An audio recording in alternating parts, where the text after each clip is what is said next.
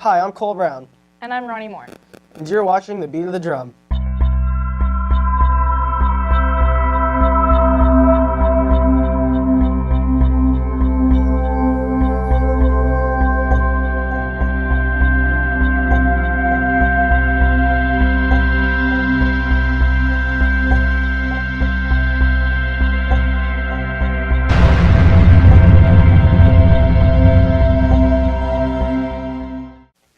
On today's newscast, we're first viewing James Margolis and Owen Baker opening their story on video games and how they affect learning. For The Beat of the Drum, this is Owen Baker and James Margolis addressing a major problem. Do video games affect students' ability to learn?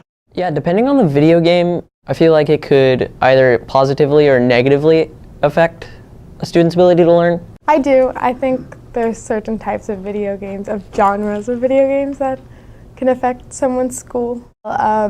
It depends if the video game is like addictive or like maybe even if the video game is violent. I think that can like get into somebody's like head and affect them in school. It's really helped me a lot thinking-wise. It changes the way a person thinks. It taught me a lot of patience too. Sometimes games you need patience. So I think video games are engaging. And I think because kids are so used to that instant gratification and the graphics and the music and everything that comes along with a video game, that sometimes I wonder if it affects their ability to concentrate when it's time to kind of tone down and read and annotate or read and reflect. So I still wonder about that. For The Beat of the Drum, this is James Margolis and Owen Baker signing out. That was a pretty interesting story. I agree, but not as interesting as our next story. Coming up on our next story is Donald Trump by Jessica Perez and Ronnie Moore. People may dislike Trump for what he wants to do with immigrants and America. People come here for a better life, not just to commit crimes. We don't know for sure his intentions with America. Well, I think that he's more of like a bad president for our state because he isn't really what people say he is. I mean, the only good thing that he does is like economy and like money-wise, which I can see why people would like him for that reason. But for the other reasons, I don't think he's a good president. I think actually Bernie Sanders would be a better president. Well, I don't really like the man that much, but I think we should all give him a chance. I mean, he doesn't really have that much political experience, so I don't really think he really deserves the title that much, but if he can get the job done well, then I guess so. Okay. What I think about Donald Trump is he is not fit to be president. I mean, we can't exactly do anything now that he's president, but I think that, well, he's sexist. He's racist. He's a jerk. He looks like this orange that sits in my freaking kitchen. Because like he's trying to build a wall and trying to send immigrants back to where they came from. And they did do a lot of work to come here to the United States. For The Beat of the Drum, this is Jessica Perez and Ronnie Moore. After that totally biased story. Next is a story about freshmen leaving campus by Cole Brown, Emmanuel Ojeda, and Travis Brayton.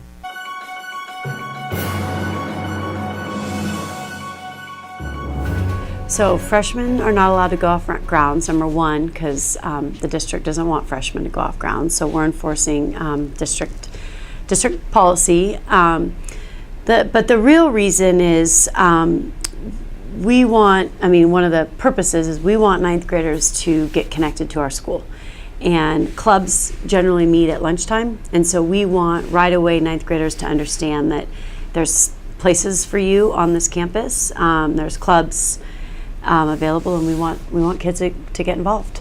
Students can go off grounds with parent permission, and we ask students to return an off-grounds pass at the beginning of the year with parent signature, and then we sticker their ID card.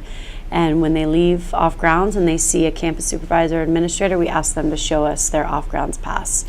And it's a privilege that can be revoked if a student, parent asks for that, or if a student gets in trouble. And we need to revoke that as a consequence. Have you ever left campus? Yes, many times. Many times. And has any campus supervisor said anything to you? No. I mean, I think that they do it anyway, so I don't see why they shouldn't not be allowed.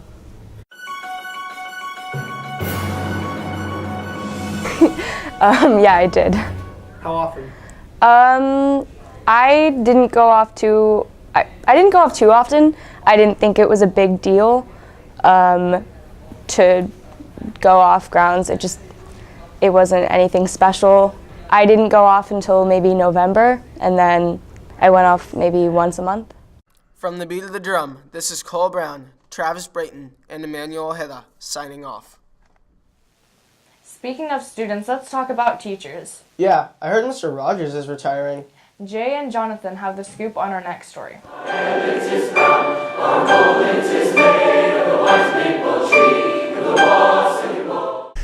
We had a choir director come my senior year who really turned me on to wanting to do choir as a career. And so I just really wanted to come home and teach at one of the two high schools. When I came home, I got hired to teach a year at Ridgeview Junior High, it's now where Harvest is, and Silverado Junior High, it's now Silverado Middle School. The guy at Napa High, at the end of that first year when I was down at the junior highs, now said he was going to leave for a year on a sabbatical leave to study, and he planned to come back. So they moved me up to Napa High. He never came back, and 37 years later, I'm still here. I think everyone's so unique, so you can never. I can never replace you. I can never be replaced, and he could never be replaced. And his set of skills that he has brought to this program are very unique. But he can be replaced with someone who has a different set of skills. You know, someone who can bring different strengths to the program. But his unique self will never be able to be reproduced. At 2 o'clock, being invited to sing as a representative of America at the 2 o'clock prayer service in Westminster Abbey, a place we never expected to sing, one of the most famous places in the world. A lot of Americans were there. The rest of the trip from that point just went absolutely fantastic, and it was our last performance on the trip, and we didn't know when we left the hotel that day. We knew we were going to sing at St. Margaret's, but had no clue that that would eventually lead to us being able to sing at Westminster Abbey with several hundred people listening to us. He's been teaching for so long, so he deserves to take a break. I mean, 37 years is a long time, but we will miss him terribly because he is a fabulous teacher and has impacted the lives of thousands of students here at Napa High. For the beat of the drum, this is Jay Robichaux and Jonathan Gadassi. After we drizzled some stories on you, Mother Nature drizzled on us. In this next story by Jasmine, Nikosha, and Christine about this past storm. I think it's a really good thing since we're in a drought right now, and with all the water, it's like helping the plants grow and stuff. It's a little crazy. A lot of rain. It's good for us because we need water for the rivers and also for the plants that are dying, especially like the lawn and everything else in Napa. You know how some of the highways have been flooded? Like, that's not a good thing. Like, people can't get to work and to wherever the highways are flooded, the roads are flooded and all that. And I feel like it's just an inconvenience, you know, because it's cold and you can be all like snuggled up. But at school, it's kind of just, again, an inconvenience to have everything wet, and it's just like, you can't do much in the rain. For the beat of the drum, this is Nikosha, Christine, and Jasmine. Woo! I need a drink of water. That mile was tiring. Speaking about athletics at Napa High School, what about the recently hosted crab feed for student athletes? Dylan, Wesley, and Tyler have our story.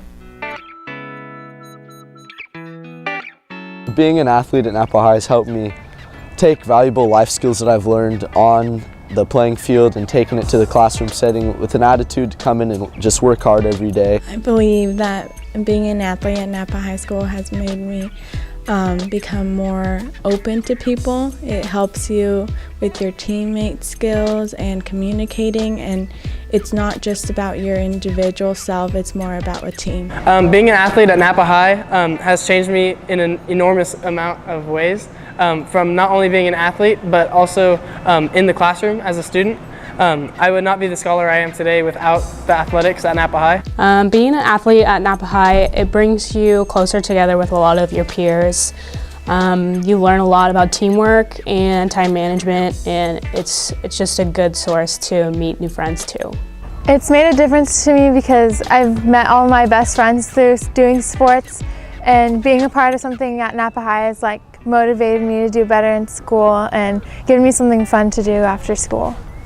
I would say being on the track team, it's taught me endurance, and being on a team is being a part of something special because you're always supporting one another, and it's just a really cool experience. Being an athlete at Napa High has really changed me because it's really motivated me to step up as a role model, you know, not just only among my peers, but also like to the whole community as a whole. Being an athlete teaches you a lot of responsibility, and you have to be held accountable for things. I really think it prepares you for being able to communicate with others, and also having a goal for yourself and finally completing that goal. It really teaches you that you can really do anything that you set your mind to.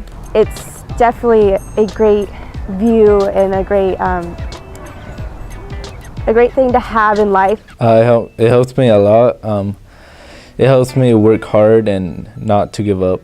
I think being an athlete helps me for the future because I'm able to work in a group environment and count on others, as well as do my share to help for the whole success of the team, and it's helped me gain responsibility and manage my time. Well, in the future, you don't work by yourself. You have to collaborate with people, and being an athlete just makes you work on your people skills, and it's a commitment. So when you commit to something, you can't just forget about it, and that applies to the real world, because if you have work or if you have an appointment, you can't just let it off. Like, if you're sick, you have to go. I enjoyed playing with my family. It's a second family for me, the coaches, the players. I enjoy the stadium, the lights. You know, there's no other feeling like it. Being on a team at Napa High, the most enjoyable thing is just making memories with your friends. The teammates I've had from freshman year are just some of the best friends you'll ever have. It made me meet new people, and I built up strong relationships with my friends. Additionally, I got to go out of my comfort zone and talk to freshmen or other grades that I don't usually interact with outside of school. Something that I enjoyed the most was just the family feel that I get from it, meeting a lot of new friends, and just learning about teamwork. I felt like I made lifelong friends throughout being involved in two sports, so it's a really great experience. I love the feeling of a family. Here at Napa High, you get a sense of family every time you play a sport, even if it's an individual sport. I've heard from my friends who wrestle or play tennis or something, that they still feel like a family and still feel involved, and you don't get that anywhere else. For the beat of the drum, this is Travis Brayton, Wesley Gundelfinger, Dylan Foster, Tyler Clark. For the beat of the drum, this is Cole Brown. And Ronnie Moore, signing out.